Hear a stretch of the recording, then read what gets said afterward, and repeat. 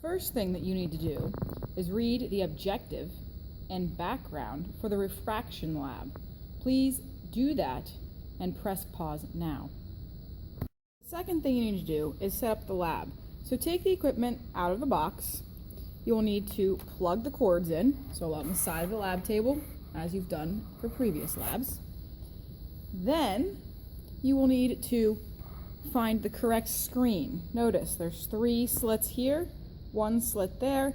Find the screen that has 1 slit and put the 1 slit in the down opening. The next thing your procedure says to do is to place the glass rectangle in the middle of a sheet of paper and make an outline of it. Now you don't really need to go in the middle of the exact sheet of paper. You can go in the middle of the top half, the middle of the bottom half, and you will have enough space. I'm going to go up here to the top half and outline the glass rectangle.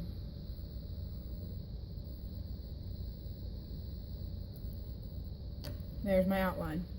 Next, it says shine a beam of light onto the rectangle using the light source. The angle of incidence should be at least 30 degrees. Okay, so here is my rectangle. When you shine the beam of light, shine it into the longer of the 2 sides, okay?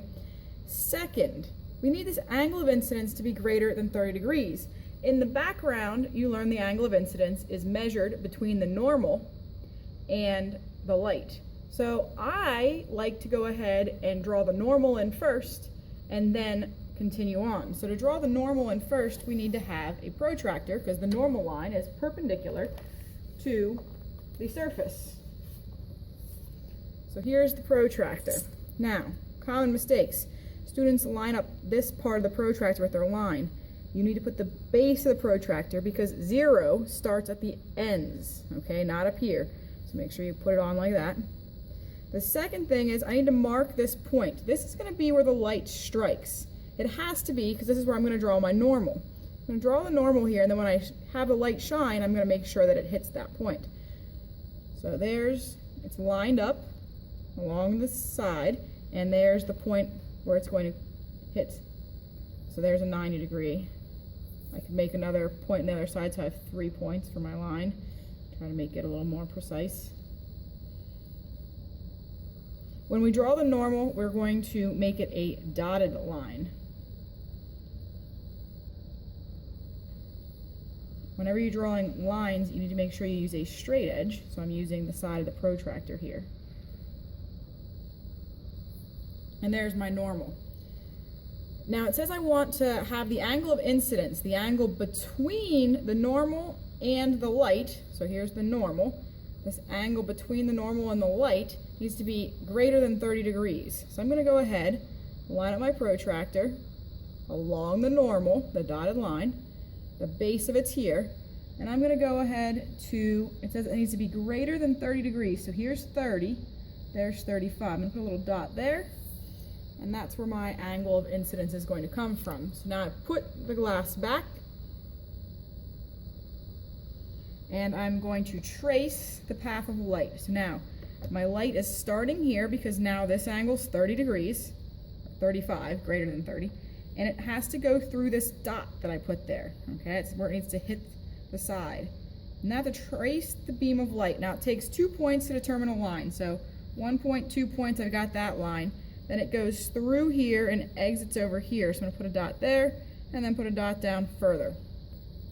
Move that and draw my lines. So the light started here and then hit the glass at that point. Then it continued on, it was refracted, so the angle changed, like this. And then it exited and it changed the angle again. This last line is not necessary for our calculations, but it's nice to draw it in there anyways. So now, we need to label all the angles, lines, and indicate the direction of the light's path. So I drew little arrows to indicate the direction of the light's path. And we need to label all angles and lines. Well, this is our angle of incidence, which we've been calling theta 1. It's between the light and the normal. The angle of refraction is also between the light and the normal, and we've been calling that theta 2. Then it says determine the angles of incidence and refraction at the surface, then record them in the table in your lab notebook. See the data table below for an example. So now you need to record the angles. So I'm only going to show you how to measure the one angle, okay? Measure the angles the same way, but I don't want to give any answers away here. So I want to measure this angle, which we already actually did. I line up the base along the normal, and then I start at the edge and come around, and I'll notice that I'm at 35 degrees. Okay, now you might think, hey, I'm at 145 degrees. This angle is definitely acute. There might be two numbers there. You need to choose the acute one because this is an angle that's less than 90, so we know it's definitely acute. So this is 35 degrees. You need to measure that angle, so you would line it up, the base along here. Make sure this little point is at your vertex. Okay, it can't be over here. Point at the vertex.